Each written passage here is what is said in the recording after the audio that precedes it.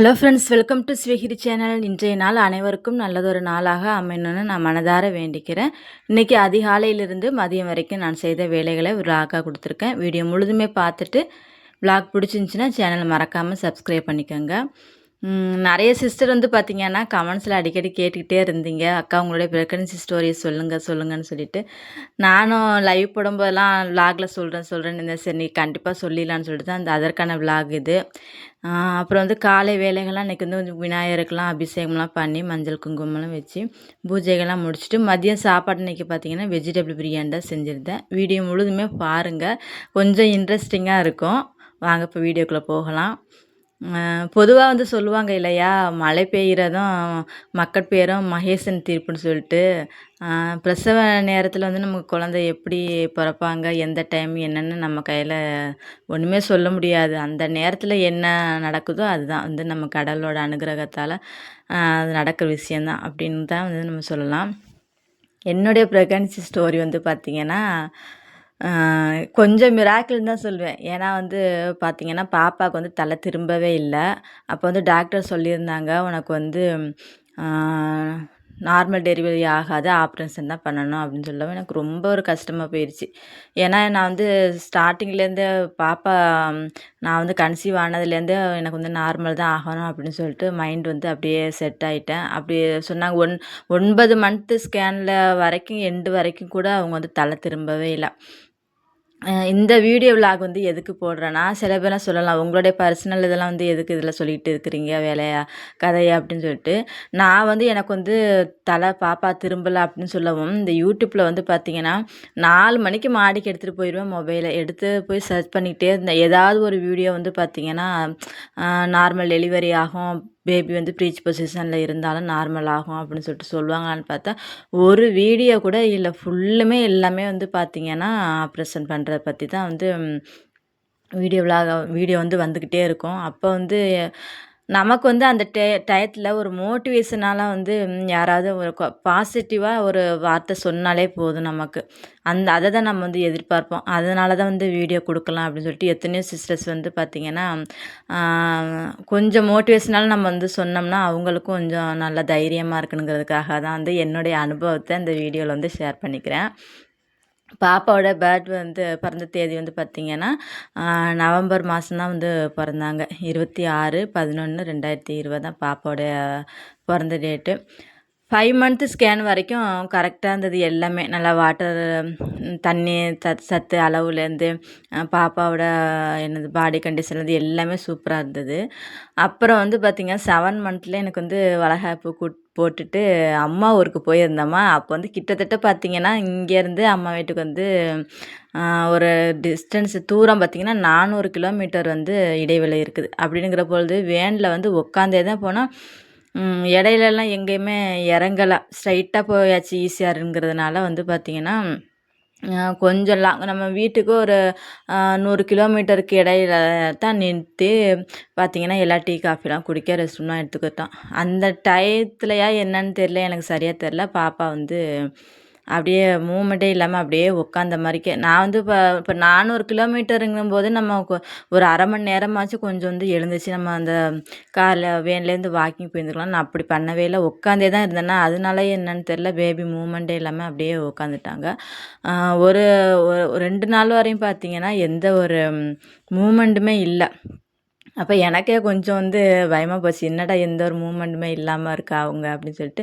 அப்புறம் எங்கள் வீட்டில் வந்து ஃபோன் பண்ணியிருந்தாங்க. ஃபோன் பண்ணும்போது இப்போ வந்து புதன்கிழமை போகிறேன்னா புதன்கிழமை நைட்டும் மூமெண்ட் இல்லை, வியாழக்கிழமை நைட்டும் மூமெண்ட் இல்லை. வெள்ளிக்கிழமை வந்து பார்த்திங்கன்னா ஈவினிங் போல் ஒரு 5:30 மணி இருக்குன்னு நினைக்கிறேன், எங்கள் வீட்டில் வந்து கால் பண்ணுறாங்க. அப்போ நான் பேசிகிட்டு இருக்கும்போது அந்த மூமெண்ட் வந்து வந்து வந்தது. அப்போ பார்த்துக்கங்க, அந்த குழந்தைக்கும் அந்த எங்கள் வீட்டில் வந்து அப்பாவுக்கும் அந்த மகளுக்குள்ள அந்த பாண்டிங்கை பாருங்கள். அப்படியே அப்பா குரலை கேட்டதோடய வந்து அது வந்து நல்லா மூமெண்ட் வந்து பண்ண ஆரம்பிச்சிச்சு. 6 மணிக்கு மேலெலாம் பார்த்திங்கன்னா நல்ல ஒரு மூமெண்ட்டாக இருந்துச்சு. அப்போ தான் எனக்கு கொஞ்சம் மனசு சந்தோஷமாக இருந்துச்சு. அப்போ கூட எங்கள் வீட்டில் நான் சொன்னேன், பாருங்கள் இப்போயே உங்கள் மகள் வந்து உங்கள் குரலை கேட்டதோடய வந்து நல்லா ஆக்டிவாக இருக்குது அப்படின்னு சொல்லிட்டு நான் சொல்லியிருந்தேன்னா. அவங்களுக்குமே கொஞ்சம் சந்தோஷமா இருந்தது. அப்புறம் வந்து பார்த்தீங்கன்னா, ரிப்போர்ட்லாம் எடுத்துட்டு 7 மந்த்து போனா பேபி வந்து ப்ரீச் பொசிஷன்ல தான் இருக்கு. 8த் மந்த்ஸ் ஸ்கேன்லலாம் பார்க்கலாம். இன்னும் 2, 3 மாசம் இருக்கு. அது வரைக்கும் திரும்பிரும்னு சொல்லிட்டு டாக்டர் வந்து சொல்லியிருந்தாங்க. எனக்கு கொஞ்சம் மனசு சந்தோஷமா இருந்துச்சு. சரி அப்புறம் அப்புறம் வந்து தான் பேபி தலை திரும்பிடுமே அப்படின்னு சொல்லிட்டு. அப்புறம் வந்து பார்த்தீங்கன்னா, 8த் மந்த் எண்டுலயும் போய் செக் பண்ணுனா, அப்பயுமே தலை திரும்பல. பேபி ப்ரீச் பொசிஷன்ல தான் இருக்கு அப்படின்னு சொல்லியிருந்தாங்க. சரி நான் 9 மந்த்து ஸ்கேன்ல பார்க்கலாம் அப்படின்னு சொல்லிட்டு பார்த்தீங்கன்னா, 9 மந்த்து ஸ்கேனும் வந்து எடுத்துட்டு போயாச்சு. கடைசி எண்டு. அதுலயுமே பார்த்தீங்கன்னா, பேபி தலை திரும்பவே இல்ல. இன்னும் தலை திரும்பவே இல்லையே, பீச் பொசிஷன்ல தானே இருக்கு அப்படின்னு சொல்லிட்டு டாக்டர் சொல்லியிருந்தாங்க.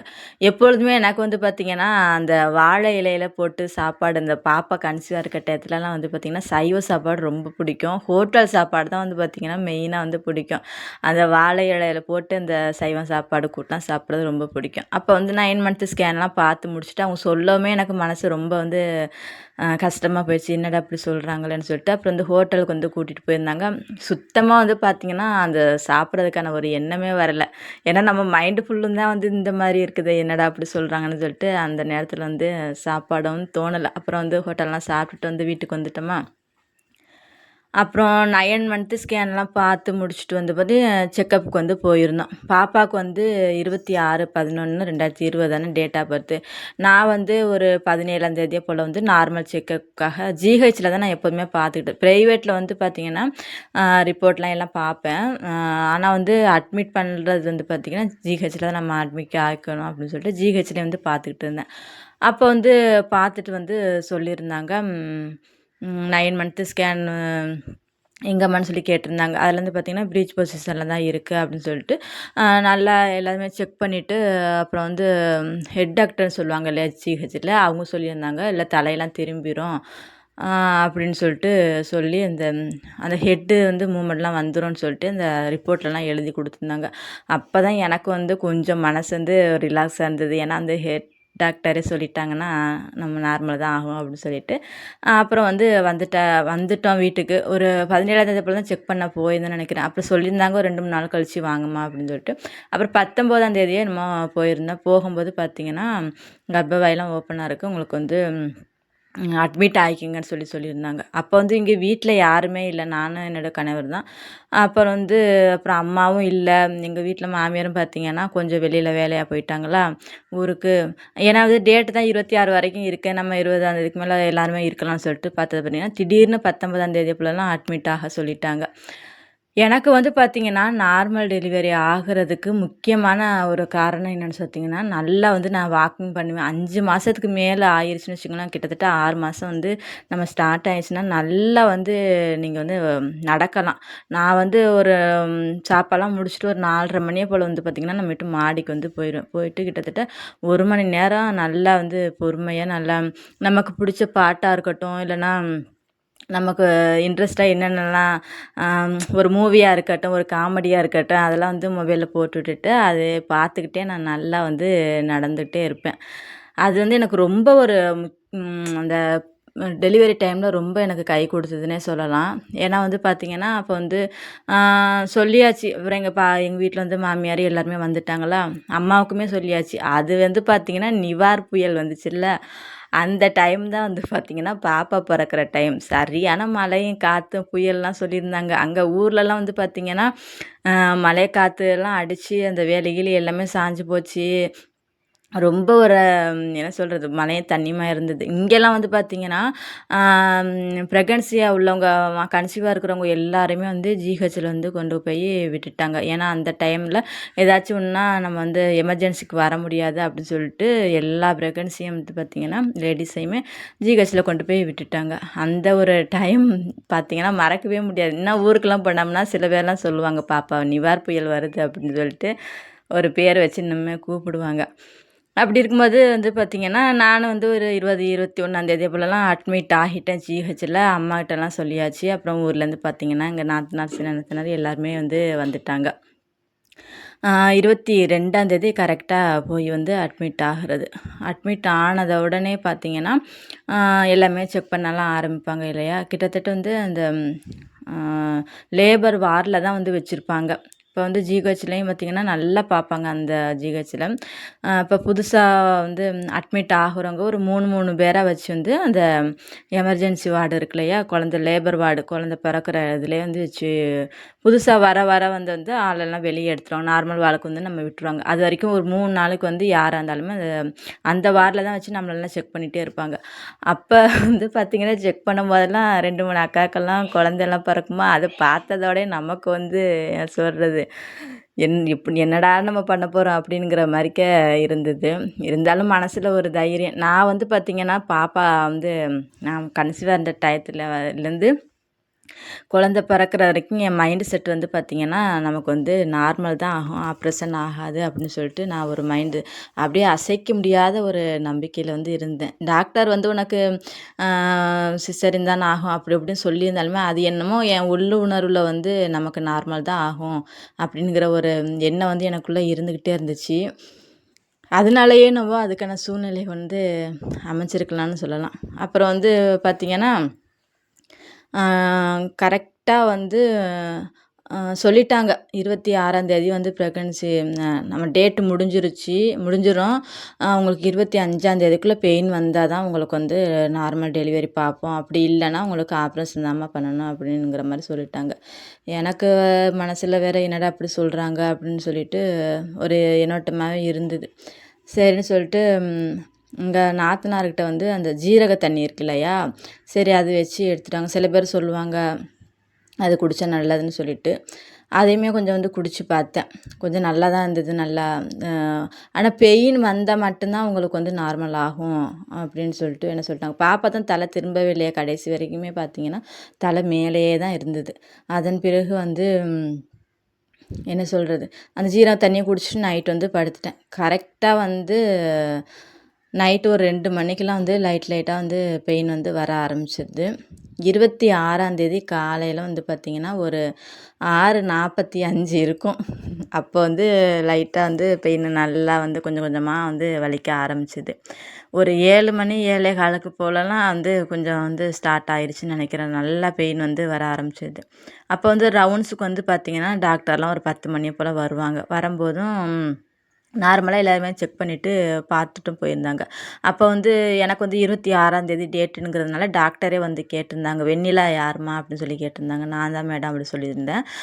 நல்லா எல்லாத்தையும் செக் பண்ணி பார்த்துட்டு அப்புறம் சொன்னாங்க, பெயினுக்குன்னு வந்ததுன்னா நீங்கள் வந்து சொல்லிடணும் நர்ஸுக்கிட்ட அப்படின்னு சொல்லியிருந்தாங்க. ஓகே மேடம் அப்படின்னு சொல்லிட்டு நானும் போய், ஆனால் பெயின்லாம் வந்தது சொல்லவே இல்லை.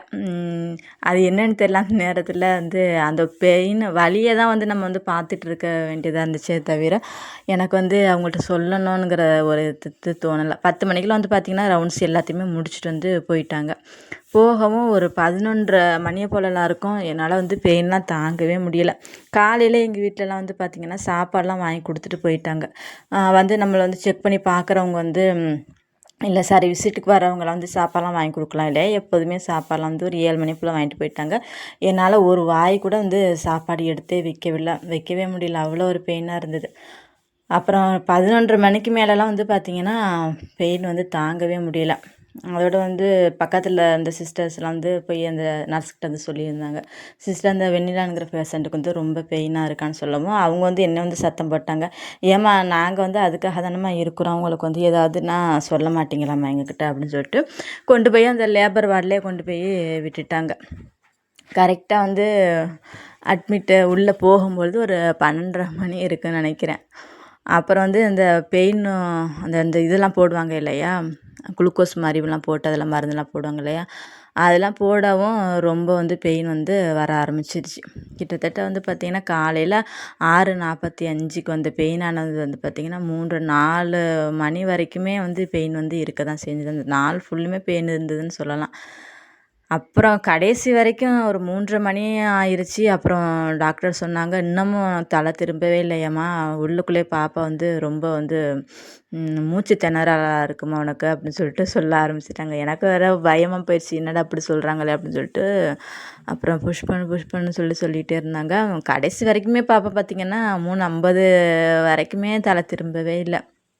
என்ன பண்ணுறேன்னு சொல்லிட்டு டாக்டர்ஸ் வந்து மேக்ஸிமம் வந்து ஜிஹெச்சில் அதிகமாக இருக்க மாட்டாங்க. எல்லாமே பார்த்து ரிப்போர்ட்லாம் எல்லாமே குடுத்துட்டு போயிருவாங்க. நர்ஸு தான் வந்து பார்ப்பாங்க. 2 நர்ஸ் இருப்பாங்க. அப்புறம் அந்த வார்ட்லலாம் வந்து அந்த ஆயான்னு சொல்லுவாங்கள்ல, அப்போல்லாம் வந்து பார்த்திங்கன்னா, என்ன இந்த கை மருத்துவம் இருக்குது தானே, அதில் வந்து கை தேர்ந்தவங்கலாம் நெறைய பேர் இருப்பாங்க. அவங்களுமே ஹெல்ப்புக்கு வந்து 2 பேர், மொத்தம் 4 பேர் இருந்தாங்கன்னு நெனைக்கிறேன் அந்த லேபர் வார்டில். அப்புறம் வந்து ஒரு 3:50 ஆகிற வரைக்குமே எனக்கு வந்து பாப்பா தலை திரும்பவே இல்லை. கடைசி வரைக்கும் தலை திரும்பவே இல்லை. என்ன இப்படி இருக்குதுன்னு சொல்லிட்டு என்ன போட்டு சத்தம் பண்ணிகிட்டே இருக்காங்க. நீ புஷ் பண்ணால் தானம்மா பாப்பா வரும் அப்படின்னு சொல்லுவேன். எனக்கு வந்து உண்மைக்குமே அது எப்படி புஷ் பண்ணுறதுங்கிறதே தெரியலை. இப்போ நிறையா நமக்கு இந்த அங்கன்வாடியிலலாம் மீட்டிங் இந்த மாதிரிலாம் போடுறாங்க இல்லையா, அதில் வந்து சொல்லலாம் அந்த மாதிரிக்க ப்ரெக்னன்சி டைம்லலாம் எப்படி நம்ம இருக்கலாம்னு சொல்லிட்டு. ஏன்னா அதில் மேக்ஸிமம் பார்த்திங்கன்னா நம்ம என்னென்ன சாப்பாடு எடுத்துக்கலாம் அப்படிங்கிற மாதிரி தான் நமக்கு வந்து ஒரு அவேர்னஸ் வந்து கொடுக்குறாங்க. இதையும் வந்து சொல்லி கொடுத்தோன்னா இன்னும் நல்லா நமக்கு வந்து அந்த டயத்தில் அந்த கன்சீவாக இருக்கிறவங்களுக்கு ரொம்ப வந்து ஹெல்ப்பாக இருக்கும்னு சொல்லிட்டு என்னுடைய எண்ணம். உங்களுடைய கமெண்ட்ஸ் என்னன்னு சொல்லிட்டு எனக்கு வந்து சொல்லுங்கள். ஏன்னா அது வந்து எனக்கு எப்படி பண்ணணுங்கிறதே தெரியல. அது சொல்லி கொடுத்துருந்தா நம்ம அந்த இடத்துல வந்து நம்ம வந்து அதை நம்ம கொஞ்சம் யூஸாக இருந்திருக்குமோ இல்லையான்னு எனக்கு தெரியல. அது எப்படி செய்யணுன்னே சொல்ல. அந்த நர்ஸுமே பார்த்திங்கன்னா புஷ் பண்ண தான் சொன்னாங்களே தவிர அது எப்படி பண்ணணும் என்னனுங்கிறது எனக்கு வந்து சொல்லவே இல்லை.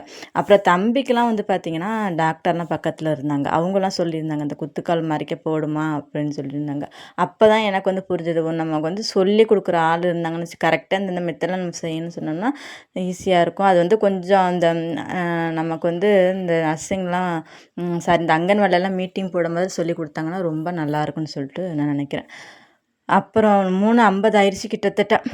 கடைசி வரைக்கும் தலை திரும்பவே இல்லை. அதன் பிறகு என்ன பண்ணினாங்கன்னா, அந்த லேபர் வார்டில் வந்து க்ளீன் பண்ணுவாங்கள்ல ஆயா, அவங்க வந்து என்னுடைய வயிறு மேலே ஏறி உட்காரவும் அந்த வெயிட்டுக்கு வந்து அழுத்தம் இல்லையா, ரொம்ப அழுத்தவும் நான் ரொம்ப வந்து புஷ் பண்ண ஆரம்பிச்சிட்டேன். பாப்பா வந்து அவங்க கையால் இந்த எந்திரன் மூவியில் வந்து பார்த்திங்கன்னா கையால் அசைச்சு அப்படியே தலையை கீழே இறக்கி கொண்டு வராங்க இல்லையா, அந்த தொப்புள் கொடியிலேருந்து எடுப்பாங்களே, அந்த மாதிரி பார்த்திங்கன்னா பாப்பா வந்து அப்படியே மேலே தான் தலை வந்து இருந்துச்சு. கொஞ்சம் கூட கீழே இறங்கவே இல்லை. பெயின் வந்து ரொம்ப அதிகப்படியான பெயின் வந்தது. அப்படியே வந்து தலை திருப்ப இந்த சைடு ஒரு அங்கிட்டுமா இருந்துச்சு. ஆனால் கீழே வரவே இல்லை, மேலேயே தான் சுற்றிக்கிட்டு இருந்துச்சு. அவங்களுமே வந்து சொன்னாங்க, என்னடா இது இப்படி என்னை போட்டு பாடுபடுத்துறியே அப்படின்னு சொல்லிட்டு அவங்களும் சொல்லி. ஏன்னா ரொம்ப சிரமப்பட்டு போயிட்டேன் பாப்பாவுக்கு வந்து. அவங்களுக்கு தலை திரும்பி இருந்தாங்கன்னா இவ்வளோதுக்கு வந்து நமக்கு வந்து கஷ்டம் தெரியாது. அப்புறம் வந்து அவங்க மேலே வந்து மார்பு மேலே உட்காந்து வந்து பாப்பா வயிற்று அசைச்சு வந்து கடைசியில் வந்து 4:01 இருக்கும் அவங்க வந்து வெளியில் வரும்போது. அப்போ பார்த்திங்கன்னா எதையோ பெருசாக ஒரு மலையே இறக்கி வச்ச மாதிரியான ஒரு ஃபீல். அப்பாடா குழந்த பிறந்துடுச்சா அப்படிங்கிற ஒரு ஃபீல் வந்து இருந்துச்சு கரெக்டாக 4:01க்கு. அப்புறம் வந்து டாக்டர்லாம் வந்து சொல்லியிருந்தாங்க, பாப்பா வந்து பெண் குழந்தை பிறந்திருக்குமா, நல்லா இருக்கிறீங்களான்னு சொல்லிட்டு கேட்டுட்டு நம்ம படித்தது எல்லாத்தையுமே வந்து கேட்பாங்க. நம்ம வந்து கொஞ்சம் கான்சியஸாக இருக்கமானுங்கிறத வந்து கேட்பாங்க. அது வந்து என்னால் மறக்கவே முடியாது ஃப்ரெண்ட்ஸ். இதுதான் வந்து என்னுடைய ப்ரெக்னன்சி ஸ்டோரி. அந்த டயத்தில் நான் வந்து எங்கள் அம்மாவை தான் நான் வந்து நினச்சேன். நம்ம அம்மாவும் இவ்வளோ தானே கஷ்டப்பட்டு நம்மளை வந்து இந்த உலகத்தை கொண்டு வந்திருப்பாங்கன்னு நினச்சேன் ஃப்ரெண்ட்ஸ். இதுதான் என்னுடைய வந்து ப்ரெக்னன்சி ஸ்டோரி. நிறையா சிஸ்டர் வந்து கேட்டிருந்தீங்க, என்னங்கிறத நீங்கள் கமெண்டில் சொல்லுங்கள் ஃபுல்லும் பார்த்துருந்தீங்கன்னா. அப்புறம் இன்றைக்கி வந்து எல்லா வேலையுமே முடிச்சாச்சு. காலை வேலைகள்லாம் முடிச்சுட்டு பிரியாணி வந்து பார்த்திங்கன்னா சூப்பராக வந்து ரெடி ஆயிடுச்சு. அடி பிடிக்கவே இல்லை. கடைசியில் வந்து நம்ம வீட்டு மாடி தோட்டத்தில் உள்ள புதினா இலைகள்லாம் போட்டு நல்லா வந்து கிண்டி விட்டாச்சு. சூப்பராக வந்து ரெடி ஆயிடுச்சு பாருங்கள். இதுக்கு வந்து கொஞ்சம் மஞ்சத்தூள், அப்புறம் வந்து மிளகாய்த்தூள், கரம் மசாலா கொஞ்சம், நம்ம வீட்டில் உள்ள ஜீரகத்தூள் தான் போட்டேன். ரொம்ப டேஸ்ட்டாக இருக்கும். ட்ரை பண்ணி பாருங்கள். இன்றைக்கி என்னுடைய ப்ரெக்னன்சி ஸ்டோரி, அப்புறம் வந்து என்னுடைய அன்றாட வேலைகளை வந்து விலாகாக வந்து கொடுத்துருந்தேன். யார் யாரெல்லாம் ஃபுல்லாக வீடியோ பார்த்தீங்க அப்படிங்கிறது தெரியலை. பார்த்தவங்க வந்து கமெண்ட் சொல்லுங்கள். ஏன்னா வந்து நான் வந்து ப்ரெக்னன்சி டயத்தில் எனக்கு வந்து சொல்கிறதுக்கு யாருமே இல்லை. இதெல்லாம் பண்ணணும், நமக்கு ஒரு கான்ஃபிடென்ட் இருந்தாலே போதும், அதை சொல்கிறதுக்கு ஆள் வேணும். அதுக்காக தான் இந்த வீடியோ விலாக் வந்து கொடுத்துருந்தேன். வீடியோ உங்களுக்கு பிடிச்சிருக்குன்னு நினைக்கிறேன். சாப்பாடெலாம் போட்டுட்டு தம்பிக்கு வந்து ஊட்டு விட ஆரம்பிச்சிட்டேன். என்னுடைய வீடியோ பிடிச்சிருந்துச்சின்னா சேனலை வந்து மறக்காமல் சேனலை சப்ஸ்கிரைப் பண்ணிக்கோங்க. பிடிச்சிருந்தால் ஒரு லைக் அண்ட் கமெண்ட் பண்ணுங்கள். வீடியோ பார்க்கின்ற அனைவருக்கும் என்னுடைய நன்றியை தெரிவித்துக் கொள்கின்றேன். வேறொரு வீடியோ விலாக்கில் பார்க்கலாம். நன்றி, வணக்கம்.